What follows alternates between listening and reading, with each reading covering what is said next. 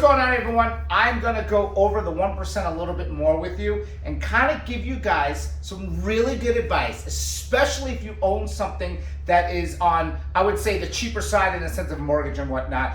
Really good advice to help you in your future, all right? So the other day I was kind of going over something called the 1% rule, which is where some investors look at properties that they should be able to rent it at 1% of purchase price.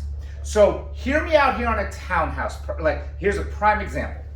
You bought a townhouse for $130,000. Now this was your primary residence, okay? At the time when you bought the townhouse for $130,000, let's just say the going rate for the rentals was $1,100. That was less than 1%. Now, at the end of the day, it doesn't matter, it's your primary residence, right? Now the townhomes are selling in the 180s, right? Everyone's selling the townhomes, people are buying them more expensive, and the going rent is $1,600. That means that your primary, right, if you hold it as an investment, is now, look, you're getting more than the 1%, right?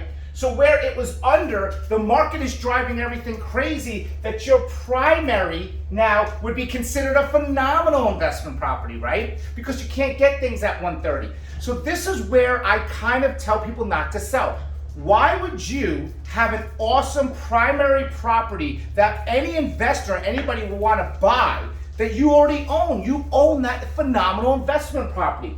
Do anything and everything you can to hold on to that property and not sell it and keep it as an investment property. Because where when you bought it, it was under the 1%, but it didn't matter because you weren't looking to rent it. The market has driven your primary as a phenomenal investment property, right? So now you can rent it and make money. But before you do that, before you go to maybe potentially buy something else, when you talk to a lender, see if you can refi your primary residence, right? Get a really good rate. Maybe even if you need to take a little cash out to buy your next property, because at the end of the day, there's a big gap. You might not owe 130, you probably owe a lot less than that anyway, right? This is one thing I think a lot of people are just not understanding is they're looking at real estate as I bought this and now I have a lot of money I'm gonna sell. I bought this, I'm gonna sell. Yes, there's always a reason to sell. There's always a reason if you have to move or you have to get all that debt released and whatnot. But nobody's seeing that your primaries are great investments. I always kind of got confused when someone sold something to buy something else. But it's like, why would you sell that investment property when you yourself would buy that investment property if that was on the market? You already have a phenomenal deal. What's the point? Keep that investment. Keep that primary, right? Because your primary is the by far best investment property. I mean, you look at Summerfield, right? And all those townhomes.